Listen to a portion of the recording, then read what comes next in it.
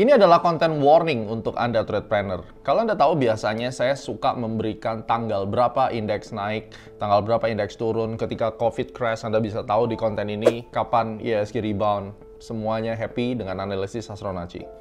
Ini adalah warning yang saya juga pernah berikan di tahun 2008. Mungkin pada saat itu Anda belum trading. Tapi itu adalah pertama kalinya Astronaci dikenal di regional, ya, di Asia Pasifik pada saat itu, ketika saya menyampaikan bahwa Dow Jones akan crash menuju ke 5.000 dan indeks harga saham gabungan menuju ke 1.000-an kalau tidak salah waktu itu.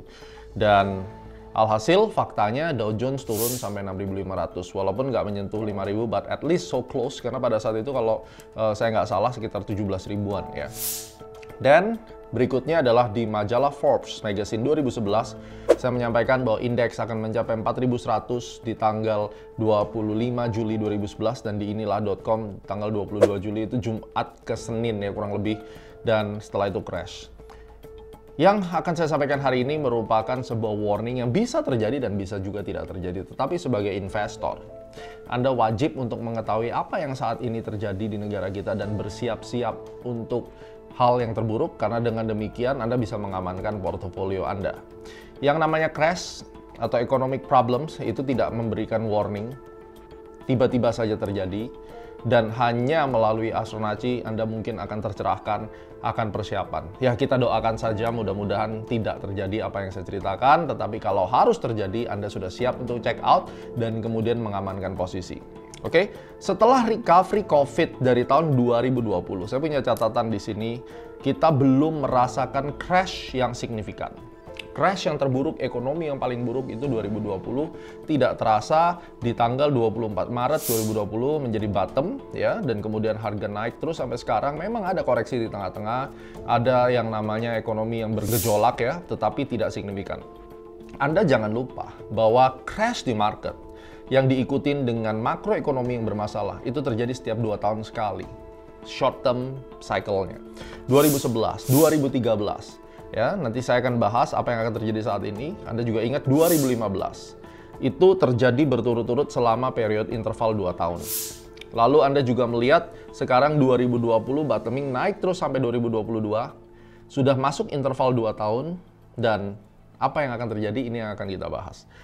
Tema besarnya adalah dimulai dengan Russia-Ukraine perang yang menyebabkan oil naik. Ditambah dengan rendahnya suku bunga Amerika yang menyebabkan semua orang berbondong-bondong ingin membeli aset. Karena mereka sudah dihajar oleh COVID, sekarang interest rate sangat rendah, otomatis akan muncul yang namanya demand pull inflation. Dengan adanya mereka membeli rumah dengan nilai yang sama dengan mereka menyewa dengan interest rate yang begitu rendah, menyebabkan tidak adanya stok di US untuk rumah ya, sehingga kalau Anda melihat housing price sekarang di Amerika luar biasa gilanya. Saya teringat kembali tahun 2007 ketika terjadi subprime mortgage dan kemudian market crash, disaster bubble dari properti. Kalau ini terjadi lagi kira-kira bagaimana? Dan biasanya setelah bubble akan diikuti oleh debt crisis. Dan debt crisis tidak akan main-main. Apabila terjadi depression karena debt crisis, maka kejadian 1929 The Great Depression kemungkinan besar akan terjadi. Which is sebenarnya COVID ini hanya skala kecilnya kalau kita bicara dengan recovery yang terjadi di tahun 1929. So, tema kali ini adalah US inflation, sudah jelas sekali. Saya baru pulang ke Indonesia saat video ini dibuat, kurang lebih sekitar 3 hari saya baru mendarat kembali di tanah air. Di Amerika kebetulan Astronaci ada Astronaci International, ada Astronaci Aviation, ada 14-Day Pilot Flight Academy, kita ada Business Aviation di situ, dan kami sangat merasakan dampak yang luar biasa dengan kenaikan minyak mentah. Di Amerika bahan bakar itu sudah naik menjadi kurang lebih 5,8 dolar sampai 6 dolar per US gallon. Kemudian F-gas untuk bahan bakar pesawat naik. Harga pesawat juga naik luar biasa karena nggak ada barang. Semua orang berbondong-bondong belanja pesawat. Sewa rumah mahal, Uber jadi naik. Beli barang kebutuhan pokok di supermarket juga naik. So US inflation mencapai 8,5% is not a joke. Kalau Anda melihat grafik ini, kenaikan yang begitu signifikan, 8,5%, Anda berpikir bahwa itu hanya di Amerika? No guys. Dengan adanya inflation, maka pemerintah, the Fed, pasti akan menaikkan suku bunga. Itu udah pasti. Karena dengan hanya menaikkan suku bunga akan mengerem untuk orang itu berbelanja. Untuk orang itu terus memburu barang-barang atau rumah atau apapun itu yang pada akhirnya menjadi core inflation daripada Amerika. Oil price driven. Ini adalah tema spesifiknya. Anda bisa lihat harga oil sekarang itu sudah hampir mendekati tahun 2008 dan kita tahu bahwa major crash 2008 itu karena harga oil mencapai 150, semua harga naik dan akhirnya bubble dan meledak ditambah dengan subprime mortgage. Kemudian kita melihat juga US dollar strengthen. Ini nggak main-main, US dollar index sudah menembus level 100. Pertanyaannya adalah rupiah belum bergerak, ini yang akan kita bahas. Russia-Ukraine war dan kemudian China slowing down itu pernah terjadi. Perlambatan ekonomi Cina tahun 2015 menyebabkan major crash di indeks kita turun lebih daripada 1000 poin. Dan mungkin 3-4 bulan baru selesai bearisnya. Kita tahu bahwa China sangat ketat lagi terhadap COVID. Kita nggak pernah tahu apa yang mereka temukan. Kenapa semua negara buka pintu, China tetap menutup diri? Mungkin ada sesuatu yang mereka temukan. Dan kita tahu bahwa terjadi slowing down, walaupun tidak signifikan di China. Mereka termasuk negara yang cukup konservatif sekarang, maintain estimate 5,2% GDP, kalau nggak salah sekarang 5 atau 5,1 hitnya. Jadi ya slowing down tidak terlalu besar, but ini adalah tema yang akan Anda usung sampai akhir tahun. Oke, inflation US, interest rate yang akan dinaikkan, oil price driven, kemudian US dollar yang sangat menguat, Ukraine war, China slowing down, dan COVID. Biasanya ini kalau terus dijalankan dan kemudian mulai bubble daripada house, masyarakat mulai tidak bisa bertahan, walaupun sekarang di Amerika kalau kita lihat jobless claim-nya itu berbeda seperti dulu. Dulu orang mau bekerja tapi nggak ada kerjaan, sekarang lucu. Lapangan kerja di mana-mana tapi tidak ada orang yang mau kerja. Kenapa? Karena adanya stimulus. Kalau Anda tinggal di Amerika, Anda akan tahu cerita ini bahwa ada yang namanya stimulus subsidi dari pemerintah, tiap minggu orang dapat duit sehingga mereka tidak mau bekerja. Ini akan menjadi masalah. Kenapa? Dengan mereka tidak mau bekerja, ya, akhirnya supply tidak ada, harga menjadi naik, inflasi naik. Either nantinya menjadi demand pull inflation atau menjadi cost push inflation, ini akan menjadi satu disaster situation yang akan ada di Amerika. Dan Amerika is not going fine. Ya, ini yang harus kita lihat secara longer period of time, ini yang akan menjadi masalah. Kemudian kita juga melihat beberapa tahun kemudian dari hari ini ada kemungkinan debt crisis terjadi, dan itu inline dengan ada astro cycle yang menunjukkan bahwa tahun 2028 ada kemungkinan terjadi mega trend reversal, bisa jadi big crash again 2028, which is sebenarnya masih lama daripada sekarang, tapi seperti biasa astrologi selalu memberikan roadmap yang besar. So yang akan kita bahas hari ini adalah 3 hal. Yang pertama, warning kepada Anda bahwa inflation di US sudah mencapai 8,5%. Negara kita tidak hidup sendirian. Negara kita bergerak bersama-sama dengan negara yang lain. Dan pastinya akan berdampak ke Indonesia. Pesan saya kepada Anda, jangan menjadi orang bodoh. Anda terus komen dan Anda terus melontarkan hate speech kepada pemerintah. This is not our government mistake, guys. Yang namanya US inflation 8,5%, ini akan merambah kemanapun. Lalu kalau kita katakan bahwa Pertamax naik, itu pemerintah menaikkan harga dan seterusnya. Pertamax kita kalau tidak dinaikkan, ya apa yang terjadi? Negara kita tidak punya uang untuk mensubsidi. Permasalahan berikutnya adalah kalau kita tahu bahwa di US itu kenaikan harga bahan bakar naik tinggi, kemudian harga rumah naik tinggi, dan harga labor itu juga naik. Dan di Indonesia, beberapa harga kebutuhan pokok belum naik ekstrim, walaupun Pak Jokowi sudah mengingatkan, hati-hati, this is gonna be real challenge for you. Dan ini bukan salah pemerintah. Ini adalah global disaster post-COVID yang menyebabkan inflation, ya, yang harus dihadapi bersama, dan tentunya Anda harus tahu, harga-harga pasti akan naik karena global marketnya demikian. It's not our government mistake, tetapi harus penting untuk Anda ketahui. Apa yang harus Anda siapkan? Apa yang Anda kerjakan saat ini? Ya, jadi yang namanya kenaikan BBM, Pertamax dinaikkan, it has to be done. Kalau tidak, nggak ada duit lagi buat ngeganjel. Kenapa? The next challenge yang kedua adalah, kalau Anda lihat, warning saya tentang US dollar, ada gap yang terjadi di US dollar chart di 16.000. Jadi ketika waktu COVID kemarin, rupiah kita sempat terbang ke atas tinggi sekali. Terjadi gap, Anda bisa lihat di layar. Lubang ini cepat atau lambat saya percaya akan ditutup. Oke, lubang ini akan ditutup dan ada area-area supply level yang nampaknya bisa tersentuh kembali. Jadi kalau kita lihat sekarang dengan US dollar mencapai level 100, tetapi rupiah kita seakan-akan baik-baik saja, flat. Anda bisa lihat chartnya, tidak bergerak. Anda pikir bahwa akan selamanya demikian? Saya tidak percaya. Kenapa? Karena di dalam perjalanannya, kita perhatikan bahwa yang namanya rupiah is a laggard indicator daripada US dollar. US dollarnya menguat, maka rupiah kita tidak lama akan melemah. Kalaupun sekarang belum, karena laggard atau keterlambatan. Kenapa bisa demikian? Karena dua reason. Yang pertama adalah ekspor kita bagus, tidak ada trade deficit. Ingat indikator makroekonomi Indonesia, kalau terjadi trade deficit, kita udah pasti babak belur. Market udah pasti hancur berantakan. That happened 2013, di mana trade deficit kita babak belur, market kita hancur berantakan. Ya, dan itu karena juga US dollar. Kemudian berikutnya adalah narasi tentang bahwa cadangan devisa kita masih kuat. Sampai kapan pertanyaannya? Karena saya baru lihat juga utang Indonesia terus bertambah di dalam US dollar. Is not going to be fine. Dengan US dollar yang terus menguat dan rupiah kita sekarang masih belum bergerak, just wait. Yang saya takutkan meletup dan kemudian terus mengejar bullish rally-nya, chart USD IDR dan menuju ke 16.000, what gonna happen with us? Ini yang harus menjadi warning. Semoga saja kita cukup kuat menahannya. Tapi kalau itu terjadi, you must be ready as a trade planner yang di market. Get out from the market, crash marketnya, tunggu ambil lagi di bawah. Sesimpel itu. Dan poin yang ketiga, warning tentang market cycle yang mirip tahun 2013 didukung dengan situasi fundamental Amerika yang mirip dengan hari ini. Ini yang saya akan tunjukkan Anda di chart, tetapi saat ini kita akan perhatikan apa saja sih sebenarnya yang mirip. Di tahun 2013 dan 2015 ada dua market crash yang cukup signifikan.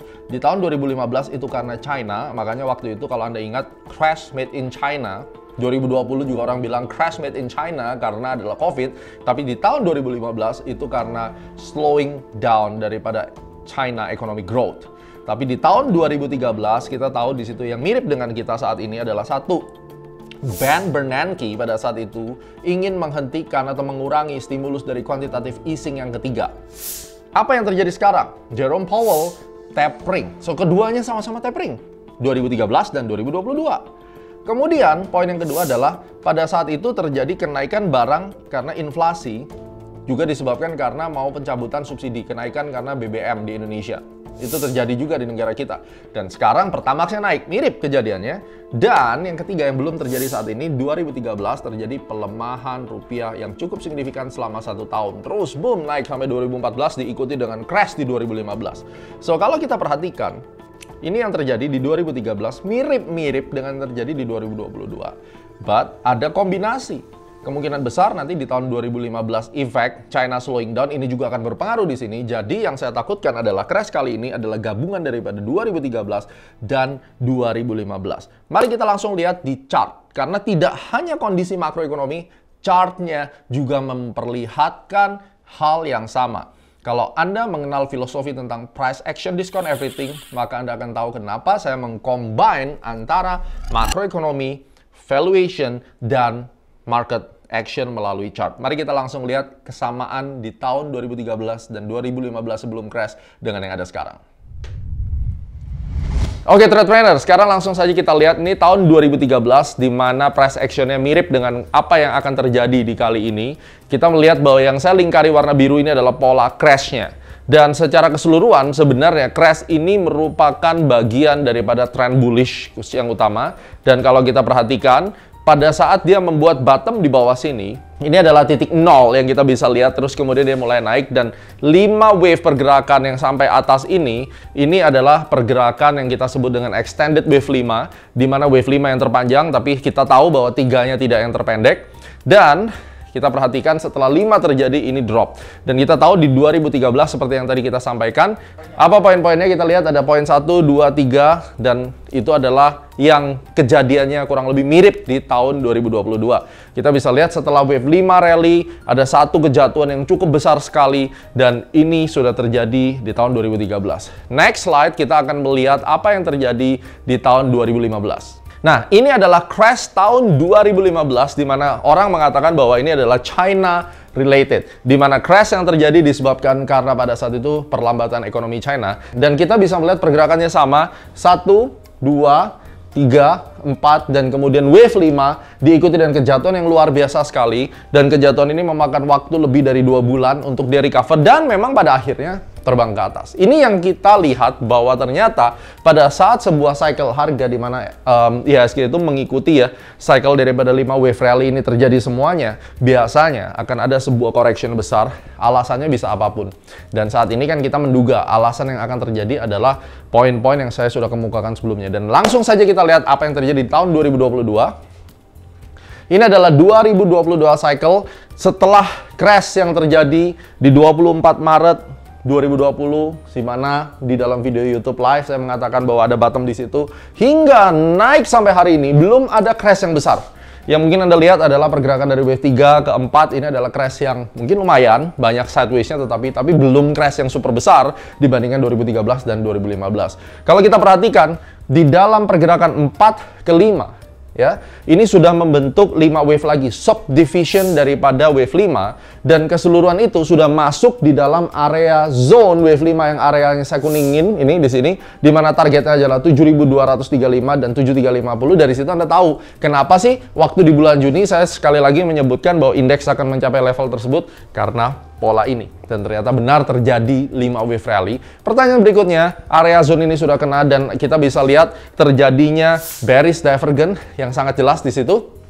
Ini weekly chart dan Anda tahu EMA 90 garis berwarna merah ini adalah moving average 90 minggu bertepatan pada angka 6.250 sampai 6.300. Nantinya Anda bisa lihat, artinya ketika dia sudah mencapai area supply dari wave zone di atas, kalau dia drop ke bawah sampai turun di 6.300 itu masih normal. Dan bahkan kalau 5 wave ini mau diselesaikan, dia harus turun di bawah wave 4, kurang lebih levelnya 5.600 sampai 5.700. Anda bayangkan apa yang sekiranya bisa membuat kejatuhan yang begini besar, yang pada akhirnya saya percaya nanti akan ada 5 wave impulsif lagi hingga tahun 2024. Jadi ini merupakan warning yang perlu Anda perhatikan. Dia bisa saja lanjut dulu ke atas sampai 7550 karena itu adalah range-nya, tetapi ingat, warning diberikan bukan untuk besok, bukan untuk minggu depan, tapi dalam range kapan? Kita tahu Sun moves in Leo.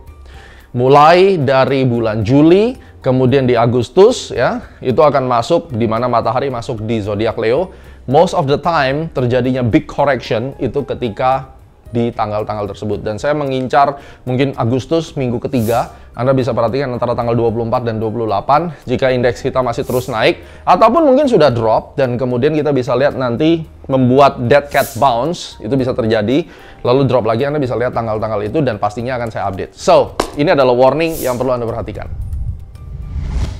Wow, luar biasa. Anda sudah lihat. Sehingga kalau misalnya kita tadi lihat indeks kita dari atas, koreksi turun sampai 6.200, bahkan sampai 5.800, itu masih masuk di dalam kondisi wajar secara global. Tren besarnya yang harusnya diikutin lagi dengan kenaikan sampai 8.300. Could be, ya. Seperti Anda ketahui, sebelumnya saya sudah predik di tahun 2021 bulan Juni bahwa indeks kita akan mencapai 7.350 atau 7.200 di kuartal 1. Anda bisa lihat di videonya juga. Kemudian nanti di targetnya 7.200-an itu harusnya bisa menjadi target price daripada wave 5. Berapa lama, Pak? It could be end of the year atau bahkan nanti kuartal 1 2022. Dan it's happen. Sekarang kalau misalnya saya punya outlook 7.800 sampai 8.300 yang akan tercapai di 2023, 2024, it's also can be happen. Tetapi di tengah-tengahnya, untuk bisa naik sampai ke atas, perlu bahan bakar, perlu demand. Ada kemungkinan dia akan jemput dulu orderan dari 5.800. So, jika warning ini terjadi, inflasi Indonesia naik, harga naik, rupiah melemah, ekspor mulai menurun, cadangan devisa diisukan terganggu misalnya, maka mini crash akan terjadi. Ingat kata-kata saya, warning ini terjadi, inflasi naik ekstrim, rupiah melemah, ekspor mulai menurun, cadangan devisa mulai tergerus misalnya, ini adalah tanda bahwa Anda harus get out from the market. Inflasi yang tinggi, artinya apa? Uang 100.000 Anda sudah tidak value-nya 100.000 lagi. Dulu 100.000 bisa beli satu karung misalnya. Sekarang 100.000 cuma bisa beli satu plastik. Itu adalah inflation. Dan dampaknya value income Anda semakin menurun. Tanpa investasi yang benar, tanpa Anda berinvestasi, uang Anda akan habis begitu saja. So, back to basic, back to basic. Saya tahu banyak investasi bodong. Saya tahu banyak penipu-penipu yang ada di pasar forex, pasar berjangka dengan robotnya, pasar binary, crypto. Semua itu adalah fenomena COVID. But saya mau ingatkan kepada Anda, suka atau tidak, ini ancaman, ini warning untuk Anda. Terlepas Anda beraktivitas di market ataupun Anda punya bisnis real, this is the warning. Kalau Anda tidak back to basic, belajar dari nol, bagaimana berinvestasi melindungi aset Anda bersama Astronaci, saya tidak bisa menolong Anda dan Anda akan tenggelam di dalam economic crash yang akan datang. Caranya bagaimana? WhatsApp ke nomor ini. I'm gonna teach you back to basic. Bagaimana caranya berinvestasi dengan benar, memanfaatkan crash untuk mendapatkan keuntungan yang berlipat melalui market yang legal, melalui market yang benar, dan tidak lagi terpengaruh oleh para influencer yang tukang pom-pom dan penipu. Let's back to basic with Astronaci. WhatsApp nomor ini. Let's start the lesson.